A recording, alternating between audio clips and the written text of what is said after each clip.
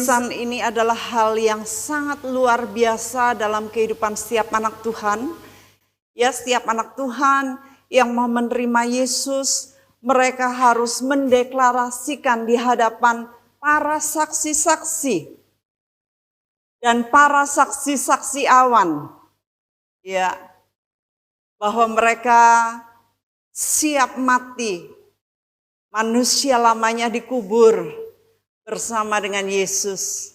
Dan saat mereka sudah dikubur, makanya harus nyelup semua, harus rambutnya semuanya, nggak boleh ada yang ketinggalan, ya. Kalau orang dikubur kan nggak boleh ngliwir satu gitu ya, saudara. Hal yang banyak anak Tuhan tidak sadari adalah bahwa saat mereka sudah mati, kemudian bangkit, harusnya bangkit itu kosong, saudara. Tidak dengan pikiran lamanya, tidak dengan akal bulusnya yang lama, tidak dengan berengutnya yang lama, tidak dengan umpatannya yang lama, tetapi harus kosong sehingga minta Tuhan yang memenuhi dia. Saya umpamakan sebagai software baru, ya. Minta diisi dengan software baru. Karena saat kita sudah bangkit tetapi kita pakai pikiran lama, maka kita ini masih bayi banget, ya, tidak beranjak dewasa. Itu kemarin saya menutup katekisasi mereka selama 3 bulan dan saya tutup kemarin dengan hal-hal seperti ini. Saat kita ini dikuburkan, bangkit, berarti kita ini sudah mati, saudara. Manusia lama kita mati. Yang bangkit adalah manusia roh yang baru. Dan kita sama sekali gak boleh pakai pikiran yang lama. Itu sebabnya saya berikan contoh-contoh kepada mereka bahwa perjalanan hidup saya setelah saya lahir baru, ya. Saya waktu itu dibaptis itu di Kebak Kramat oleh papi, tapi dulu belum lagi bangun, ya, belum ada kolam baptisan ini, jadi pinjam di Kebak Kramat. Jadi setelah saya hidup baru, mulai saya connect sama Roh Kudus. Roh Kudus maunya apa? Roh Kudus gimana? Roh Kudus saya pergi kemana? Roh Kudus engkau tuntun saya gimana? Roh Kudus saya harus bicara bagaimana? Saya harus menjawab bagaimana? Semuanya saya harus konsultasi sama Roh Kudus. Saya nggak boleh pakai pikiran yang lama. Kalau yang lama, wah saya sudah hafal nih, ya. Saya sudah hafal jawaban yang lama. Padahal persoalan baru dibutuhkan jawaban yang baru, saudara. Persoalan baru, persoalan hari ini beda dengan persoalan kemarin. Udah nggak ada jawaban di kemarin-kemarin. Kita harus nanya Tuhan terus. Makanya saya memberikan contoh-contoh bagaimana saya hidup baru dan kemudian saya dipimpin roh yang tadinya nggak enak, nggak ngerti gimana, tapi saya nurut dan akhirnya saya bersyukur Tuhan pakai saya. Demikian juga doa saya untuk anak-anak kita, ya, agar mereka betul-betul, ya, kami persiapkan agar mereka hidup baru betul-betul. Nggak lagi ngomong yang lama, nggak lagi pakai kemalasan yang lama. Bapak ibunya nanti kalau di sini ada yang anaknya masih seperti itu. Nah, mereka bukan pakai manusia lama, nggak, pakai jubah yang lama, ya. Jadi jubah lama kan harusnya sudah dilepas, diganti dengan jubah baru. Nah, saudara, mari kita baca di dalam Wahyu 3 ayat 5 dan 3 ayat 18, ya. Saya akan bacakan. Barang siapa menang, ia akan dikenakan pakaian putih yang demikian. Aku tidak akan menghapus namanya dari buku kehidupan, melainkan aku akan mengaku namanya di hadapan Bapakku dan di hadapan para malaikatnya. Yaitu sebabnya tadi dikatakan bahwa jikalau mereka siap untuk dibaptiskan, mereka siap disaksikan oleh para saksi-saksi awan. Saudara, ada saksi-saksi yang mengelilingi kita. Mereka-mereka yang sudah mendahului kita, ya. Almarhum Ibu Gembala, almarhum Bapak Pendeta Dani, ya, mereka adalah saksi-saksi awan, orang-orang kudus, para rasul-rasul, mereka yang mendahului kita, mereka menyaksikan hari ini betapa indahnya. Nah, dikatakan di sini bahwa namanya akan tetap di sana, tidak akan dihapus. Karena apa? Dia sudah menang. Kita bicara mengenai pertandingan, kan? Menang dan dikenakan pakaian putih. Oh, indah sekali, saudara. Ya, pakaian putih. Ayat 18 kita akan baca bersama. 18, 18, ya. 2, 3.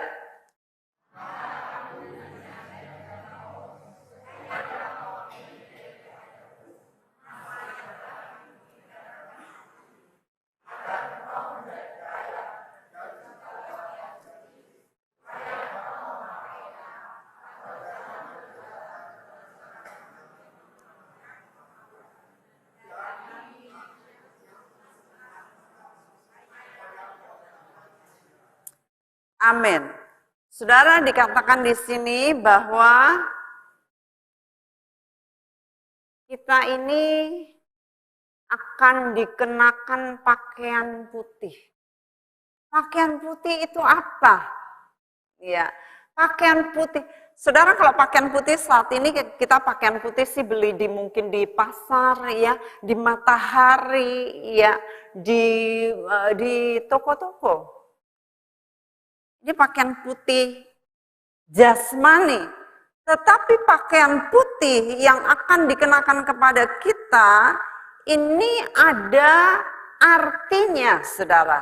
Simbolis sekali, bukan hanya simbol, tetapi kenyataan. Nanti saya akan tuntun saudara apa artinya itu pakaian putih. Lalu Wahyu 4 ayat 4 kita baca dulu. Dan sekeliling tahta itu ada 24 tahta, dan di tahta-tahta itu duduk 24 tua-tua yang memakai pakaian putih dan mahkota emas di kepala mereka. Jadi bersyukur kita ini ada seragam ini kalau perjamuan suci, ya. Kita bersyukur dengan GPPS, karena GPPS ini memberikan teladan yang luar biasa. Luar biasa kita diajarkan untuk mengenakan pakaian putih, ya. Nah, lalu ayat-ayat lagi yaitu Wahyu 19 ayat 7, 8 dan 9. Saya minta saudara membacakan 7, saya 8, lalu saudara yang ke-9. 19 ayat 7, 2, 3.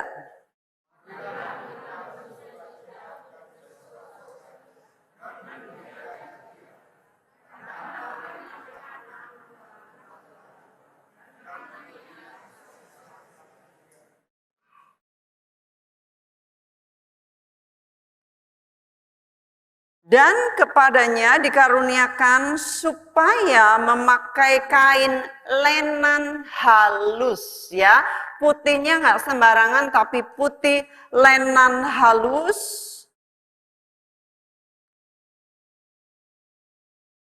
Yang berkilau-kilauan dan yang putih bersih. Lenan halus itu adalah apa, saudara? Perbuatan-perbuatan yang benar dari orang kudus. Lanjut, saudara. 2, 3.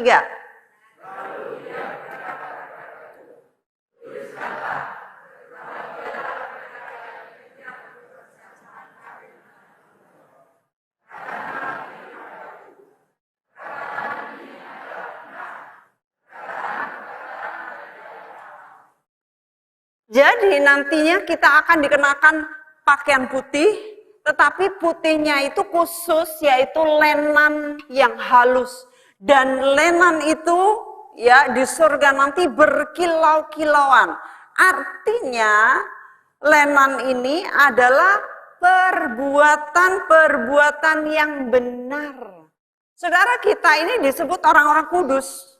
Ya, kita anak Tuhan dikuduskan dan dibangkitkan, dikuduskan dalam kematian bersama Yesus dan dibangkitkan, kita dikuduskan. Kita orang kudus, saudara. Ya. Kita bukan orang berdosa, kita orang kudus. Lalu setelah itu kita ini diberikan kain putih, lenan. Dan ayat yang saudara terakhir baca itu katanya, tuliskanlah, berbahagialah mereka yang diundang ke perjamuan kawin anak domba. Katanya lagi kepadaku, perkataan ini adalah benar, perkataan-perkataan dari Allah. Banyak yang diundang, saudara, tapi sedikit yang meresponi.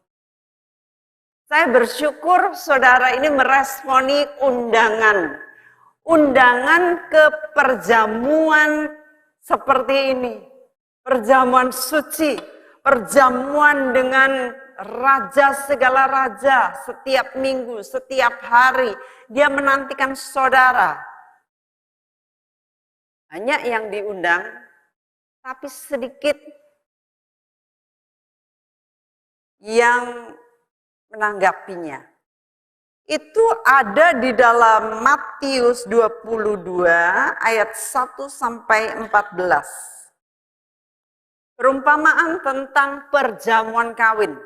Lalu Yesus berbicara pula dalam perumpamaan kepada mereka, hal kerajaan sorga seumpama seorang raja yang mengadakan perjamuan kawin untuk anaknya. Ia menyuruh hamba-hambanya memanggil orang-orang yang telah diundang ke perjamuan kawin itu, tetapi katanya orang-orang itu tidak mau datang. Saudara, kalau saudara duwe gawe, ya punya gawe, lalu saudara ngundang orang banyak, disediakan semua berlimpah ruah makanannya, hidangannya. Kemudian orang-orang pada nggak datang, gimana rasanya, saudara? Kecewa, ya pasti. Nah, ini raja segala raja ngundang sebanyak-banyaknya orang dan mereka ia menyuruh hamba-hambanya memanggil orang-orang yang telah diundang ke perjamuan pesta itu, tetapi orang-orang itu tidak mau datang.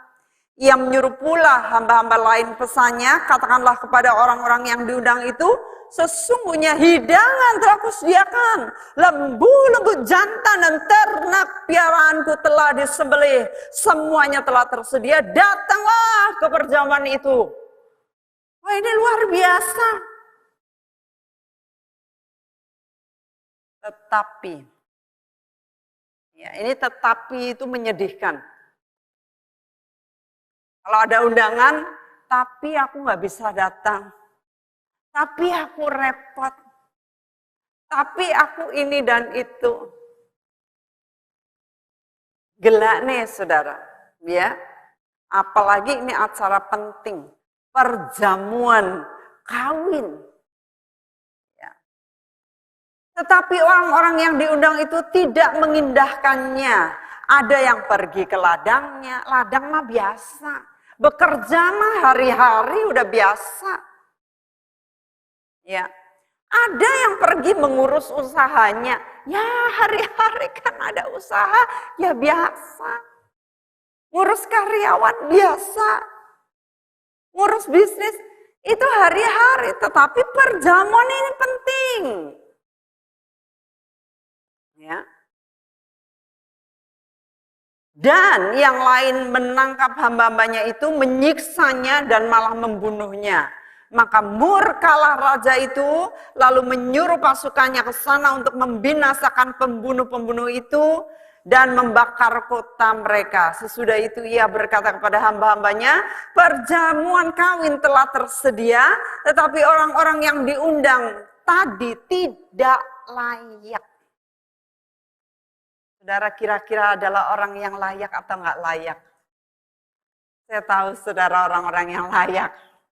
Saudara menerima undangan pesta yang luar biasa. Nah, undangan pesta ini, saudara datang seperti ini, lalu saya sebagai hamba Tuhan, kami sebagai hamba Tuhan, kami ini menyediakan baju pesta. Ya, terus. Sebab itu pergilah ke persimpangan-persimpangan jalan dan undanglah setiap orang yang kamu jumpa di sana ke perjamuan kawin itu. Maka pergilah hamba-hamba itu dan mereka mengumpulkan semua orang yang dijumpainya di jalan-jalan, orang-orang jahat dan orang-orang baik, sehingga penuhlah ruangan perjamuan kawin itu dengan tamu. Ketika raja itu masuk untuk bertemu dengan tamu-tamu itu, ia melihat seorang yang tidak berpakaian pesta. Nah ini ya saudara, perhatikan. Ia berkata kepadanya, hai saudara, bagaimana engkau masuk kemari dengan tidak mengenakan pakaian pesta? Tetapi orang itu diam saja. Jadi saudara perhatikan baik-baik. Orang itu diam saja. Lalu kata raja itu kepada hamba-hambanya, ikatlah kaki dan tangannya dan campakkanlah orang itu ke dalam kegelapan yang paling gelap. Di sanalah akan terdapat ratap dan kertak gigi. Sebab banyak yang dipanggil, tetapi sedikit yang dipilih. Saudara, kenapa hamba ini diam aja? Dia nggak bisa bilang gini, aku kan nggak punya pakaian pesta. Nggak bisa. Karena apa? Pakaian itu disediakan. Saudara, kami hamba-hamba Tuhan menyediakan pakaian pesta bagi saudara. Kebenaran. Tadi kan dikatakan bahwa pakaian putih lenan yang halus itu apa? Perbuatan-perbuatan yang benar dari orang-orang kudus. Nah, perbuatan yang benar itu adalah bagaimana saudara mendengarkan firman Tuhan, mendengarkan kebenaran, lalu saudara melakukannya. Saat saudara disiapkan baju seperti ini, tetapi saudara nggak mau memakai jubah itu, maka nanti raja ini akan datang dan berkata, ikatlah dia, campakkanlah dia ke tempat yang paling gelap. Karena apa? Hamba-hamba Tuhan sudah menyediakan kain-kain lenan, saudara. Saudara nanti nggak bisa alasan. Oh, soalnya saya saya nggak senang ya sama pendetanya itu. Saudara nggak senang sama pendetanya nggak apa-apa. Tapi saudara harus melaksanakan firman-Nya. Itu sebabnya Yesus berkata kepada murid-muridnya gini, itu Farisi-Farisi, kamu dengerin firman Musa, tapi jangan ikutin dia.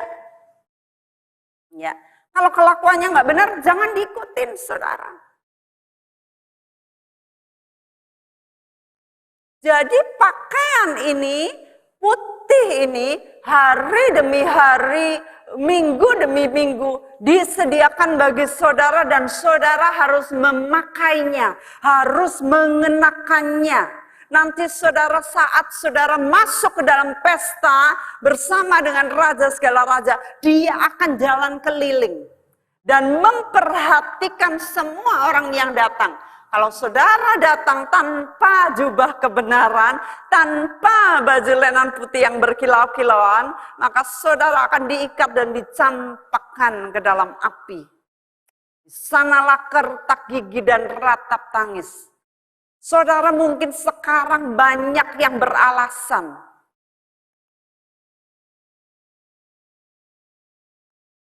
Aku ras seneng gayane, aku ras seneng omongane, aku gak seneng kepemimpinannya. Mungkin saudara beralasan, tetapi nanti di sana saudara gak bisa alasan. Mana kamu, baju kamu? Aku soalnya gak seneng sama pendetanya. Gak bisa saudara. Saudara langsung akan diseret, diikat dan dicampakkan. Saudara, ini firman Tuhan. Dari waktu ke waktu, saudara mulai mengenal kebenaran. Oh, saya ternyata harus begini. Ternyata anak Tuhan harus begini, ya. Ternyata saya nggak boleh ngomong begini. Ternyata saya harus berlaku seperti itu. Ternyata saya harus memberi. Ternyata saya harus menaruh hormat. Ternyata saya harus berkorban. Saudara sudah diajar di sini. Diajak di sini. Saudara, sejak dari kepemimpinan awal papi dan mami dari timuran sana. Oh my. Saya belajar banyak dari beliau-beliau, orang tua saya. Saya bersyukur, saudara. Saya bersyukur, tadinya saya nggak senang jadi anak pendeta. Oh, nyeselin banget. Nyesel gitu. Kok saya bukan jadi anaknya itu ya, Ratu Elizabeth di Inggris gitu. Kok saya nggak lahir di negara bule? Kok saya bisa lahir di Indonesia? Kok saya lahir di tengah rumah Tuhan? Oh, dulu nyeselin banget, saudara. Tapi setelah saya berjalan, setelah saya makin dewasa, makin bersyukur. Ya ampun, saya dikenakan jubah putih dari waktu ke waktu. Saya dimuliakan, ya, dibuat indah, dibuat mulia. Saya didandanin sedemikian rupa oleh firman Tuhan yang disampaikan oleh orang tua saya. Gak nyadar, saudara. Mungkin saudara gak nyadar.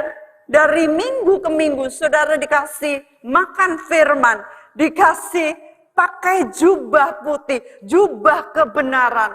Mungkin saudara nggak nyadar, tapi itu sudah jadi lifestyle saudara, jadi DNA saudara. Ya, dari hari ke hari saudara makin ngerti. Oh iya.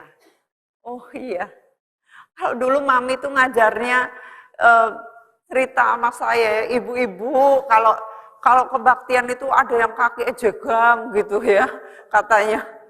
Iya ibu-ibu, siapa yang jegang ya?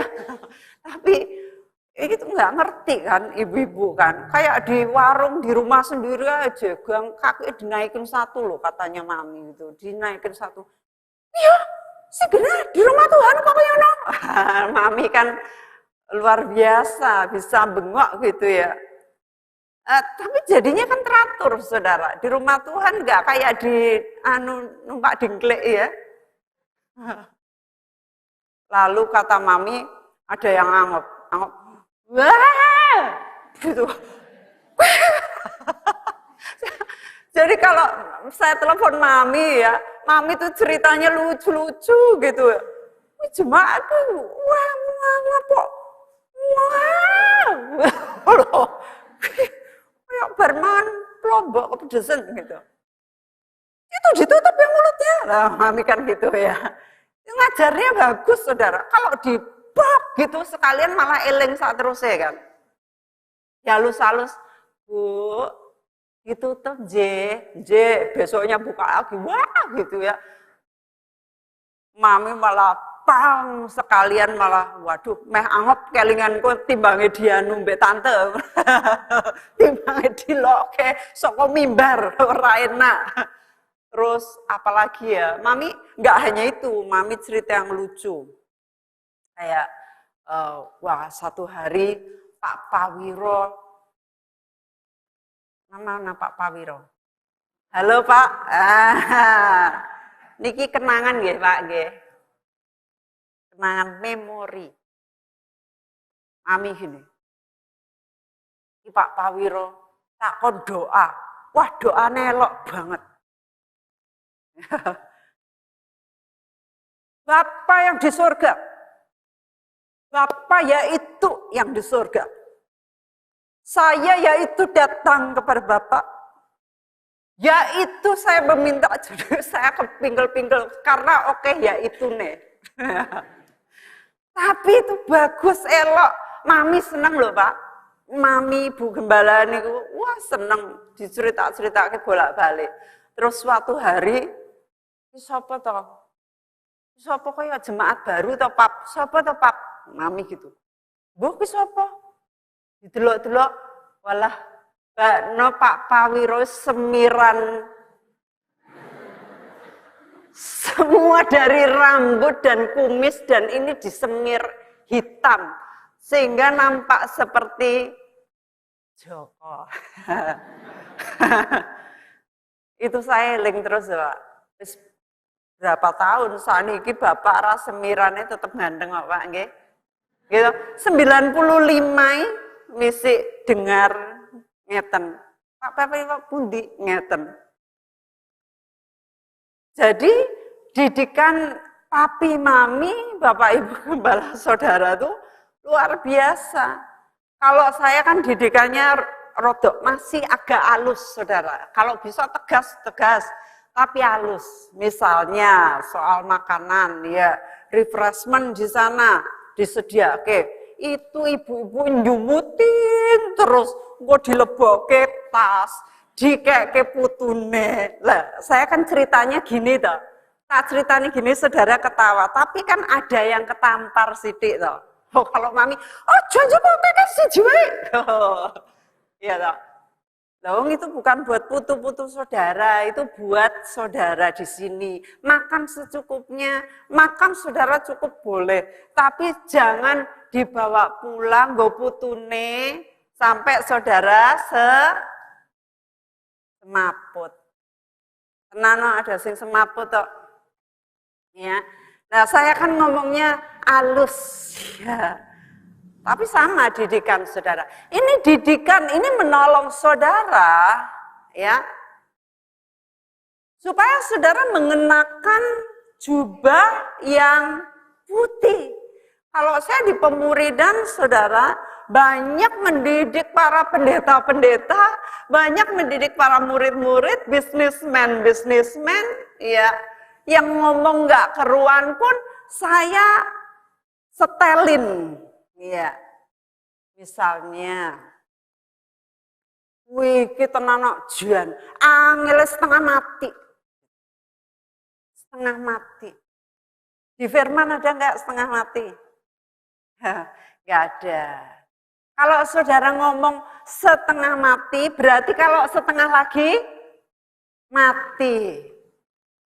Dan hati-hati loh Saudara, mati dan hidup dikuasai oleh lidah.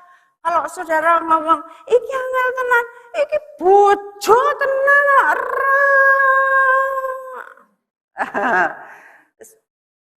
dia bleke.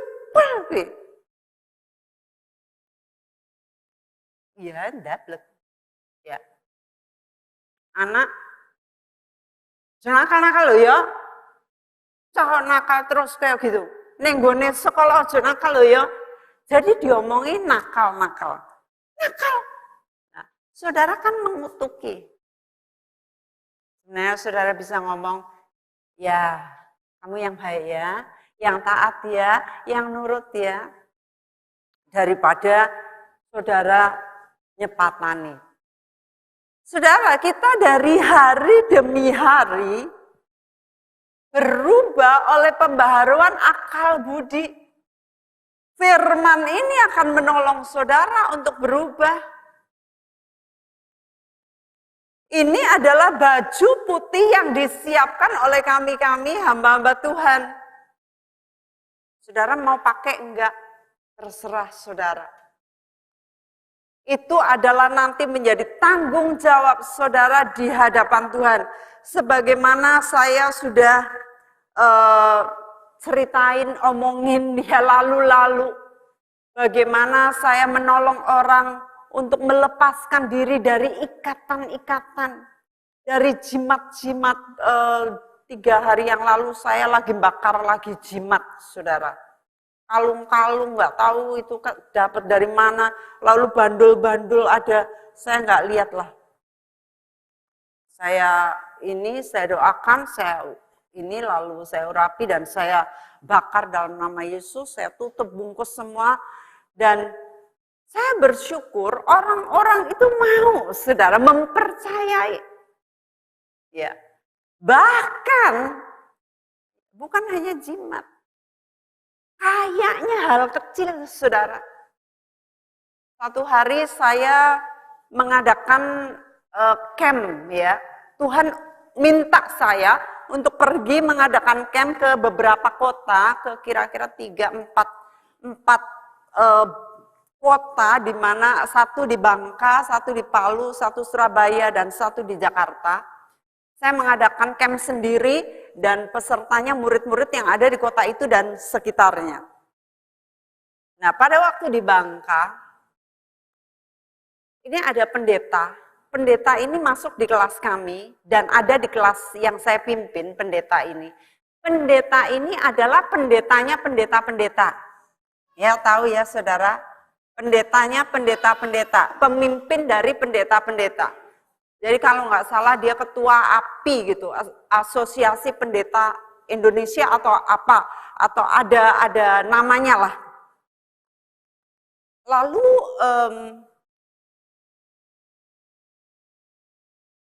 dia itu rupanya masih gondeli keduniawian. Ya, kayaknya itu nggak apa-apa. Tapi itu mencemari pakaian putihnya. Mari kita tonton ini ya. Ini kesaksiannya, beliau mempersilahkan saya untuk menunjukkan kesaksian berikut ini. Setelah sesi pertama dan masuk kepada sesi kedua, tetapi sebelum masuk ke sesi kedua, kami diajak Rumet untuk doa bersama di Bukit Girimaya. Dan sampai kami di sana setelah 1 jam kami berdoa. Dan habis itu kami senang, habis dari senang kami pulang. Saya kembali ke rumah dan istirahat sebentar. Dalam istirahat saya mendapatkan mimpi yang begitu luar biasa. Sebelum saya kembali dalam acara sesi yang selanjutnya jam 9. Maka dalam mimpi saya sedang mempersiapkan diri untuk datang. Di dalam acara itu saya mandi. Waktu saya mandi, itu yang keluar dari hidup saya, dari tubuh saya, khususnya dari hidung saya, adalah banyak sekali rambut-rambut yang kecil-kecil. Setelah rambut-rambut itu kecil, kemudian keluar segumpal-segumpal darah. Itu mengingatkan saya bahwa seluruh cemaran-cemaran jiwa, cemaran-cemaran roh dari jasmani yang saya lihat, yang saya baca, yang saya dengar, itu terdetoks, terbersihkan oleh kebenaran firman Tuhan. Saya sangat terbebas dari itu, sehingga untuk hal-hal yang sifatnya mengotori jasmani dan roh saya mengalami kebebasan. Kurang jelas mungkin ya. Jadi ceritanya begini, beliau itu rupanya sejak muda ada mentornya. Mentornya itu pendeta. Pendeta itu bilang begini, di tangan kananmu harus ada Alkitab, tapi di kanan kirimu harus ada Kompas. Koran, saudara. Jadi karena itu yang ngomong mentornya, pendetanya, dia bacalah koran Kompas. Dia langganan Kompas.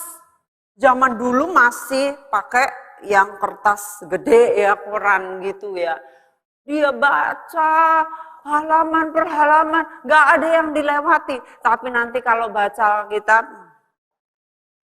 ya sebentar aja. Tapi kalau Kompas, pasal berapa, ayat berapa, hafal. Di mana kejadiannya? Ayatnya di mana? Hafal. Itu kejadiannya di Kalimantan Timur ya. Ada seorang yang begini-begini dibunuh. Lalu dia, istrinya itu ikut-ikutan dalam persekongkolan. Ceritanya semua hafal. Berjam-jam dia bisa baca koran. Istrinya sampai bilang, "Pak, berhentilah baca koran." Tahu apa kau? Sebelah kanan apa? Alkitab. Sebelah kiri Kompas katanya. Jadi berpuluh-puluh tahun dia terikat dengan itu. Lalu saya pas mengadakan camp yang saya kasih judul Speedy Camp, yaitu Spiritual Detox. Ya, gelontor. Secara roh itu digelontor. Nah, yang datang itu para pemimpin-pemimpin, diantaranya pendeta ini. Saya ajak doa pagi ke bukit jam 4:30, masih gelap, doa bersama di bukit sana. Dan setelah itu pulang, dia tadi cerita, masih dia bisa tidur sebelum sesi dimulai lagi. Waktu tidur, rupanya dia mimpi, dia sedang mandi. Waktu mandi, Tuhan itu guyur dengan air. Dan apa saudara, dia bilang, keluar semua rambut-rambut dari hidungnya, kotoran semua digelontor oleh air itu. Dan dia dibebaskan, sejak itu dia nggak pingin sama sekali baca koran, saudara. Ini pendeta yang mimpin banyak sekali pendeta-pendeta. Dan hidupnya jadi kesaksian. Bahkan koran pun, kalau kita biarkan duniawi ini merasuk kita, jubah kita yang putih ini jadi letek, saudara. Ya, kalau saudara nggak cuci jubah saudara, hari demi hari saudara pakai putih-putih terus, dan lama-lama saudara nggak putih lagi. Itu sebabnya hari ini akan menolong saudara untuk saudara mengerti bahwa kami hamba-hamba Tuhan menyediakan jubah putih. Tergantung saudara mau mengenakannya atau tidak. Ya, nanti setelah doa berkat oleh Bapak Gembala, saudara jangan pulang dulu. Saya akan menolong untuk mendetoks saudara, ya. Akan mendetoks saudara, saudara tinggal di sini dulu. Sebentar kita akan mengadakan perjamuan kudus dan mari kita sama-sama berdoa. Bapa yang baik, Bapa yang kami kenal di dalam nama Tuhan Yesus Kristus. Terima kasih untuk firman kehidupan. Terima kasih untuk firman yaitu jubah kebenaran yang kau berikan kepada kami semua. Yang disediakan bagi kami semua. Yang firman Tuhan katakan banyak yang diundang, banyak yang dipanggil. Tetapi ternyata hanya sedikit yang meresponi. Kiranya kami semua yang hari ini mendengarkan firman, kiranya kami ini adalah orang-orang yang dipilih. Pelaku-pelaku dari firman, siap mengenakan jubah-jubah kebenaran yang Tuhan sediakan lewat hamba-hambanya.